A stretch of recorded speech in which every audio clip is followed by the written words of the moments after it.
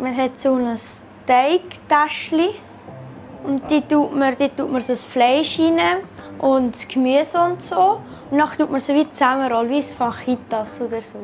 Mein Name ist Noah, ich bin 12. Ich komme aus der Schweiz und aus Taiwan.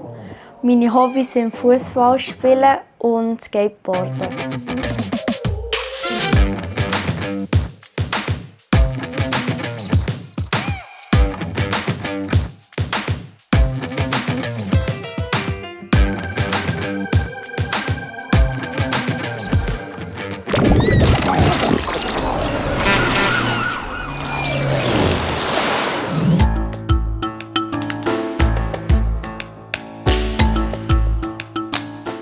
Ich的爸爸是瑞士人，我的妈咪是台湾人，我是瑞士人. Das war gerade Chinesisch und übersetzt heisst, mein Vater ist in der Schweiz geboren und meine Mutter in Taiwan. Ich bin in der Schweiz geboren. Um auf Taiwan zu kommen, von der Schweiz, muss man zuerst einen Flug auf Hongkong nehmen und nachher von Hongkong kann man dann gerade auf Taiwan fliegen. Das geht etwa über 12 Stunden. Ja, die Häuser sehen ein bisschen anders aus. Also ich weiss nicht, wie ich es beschreiben kann. Aber der Verkehr ist auch, es hat mehr Verkehr und ein bisschen wilder. Also sie fahren ein bisschen schneller und so. Nicht so wie in der Schweiz. Also sie passen schon aufpassen, aber es ist halt ein bisschen gefährlicher.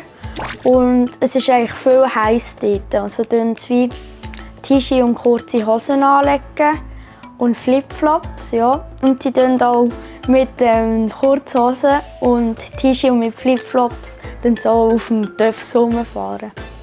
Wir gehen eigentlich alle 2 Jahre auf Taiwan, manchmal auch alle 3.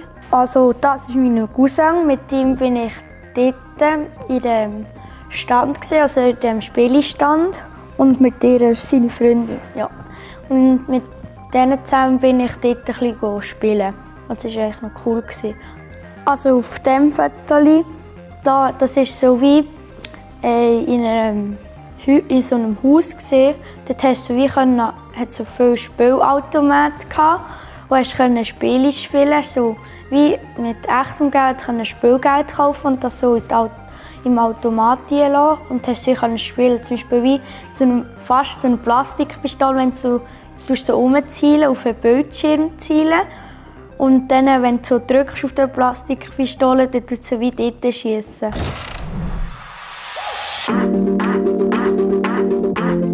Da habe ich auf Geburtstag bekommen. Es ist nicht so viel Luft drin. Und dann habe ich auf Geburtstag bekommen von meinem Kollegen, der ist auch im FC. Das ist so eine Champions League gebaut, so ein spezielles Turnier halt für gute Teams. Ja, das ist noch cool. Im Kindergarten habe ich Fußball noch richtig blöd gefunden. Aber mein bester Kollege, der ist im Kindergarten, hat er Fußball spielen auf dem Schulhaus. Und dann dachte ich, okay, dann tue ich halt auch. Ich konnte sonst nichts machen, aber mir hat es nie Spass gemacht. Nachher in der 2. Klasse hat es mir davon Spass gemacht und habe jeden Tag Fußball gespielt. Und dann so in der 5. oder in der 4. Klasse habe ich gedacht, jetzt wollte ich ins FC gehen, weil alle meine Kollegen sind auch im FC waren. Und ich bin auch Balljunge für den FCL, das ist so ein Chappi. Und Balljunge, das ist so, wenn es ein Ball draussen wäre an einem FCL-Match, dann müsste ich den jetzt wie im Spieler geben, dass er Einwurf machen kann oder Eckball oder so. Also viel Essen in Taiwan haben so viel Gemüse drin und ich bin jetzt hier nicht gerade der Gemüseliebhaber.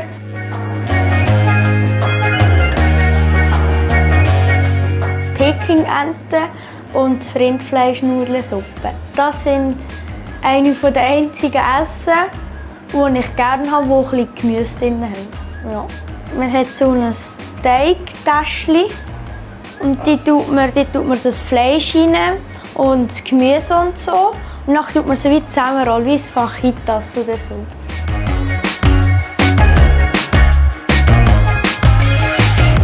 Also das Coole ist, man kann eine Sprache, die die meisten nicht kennen.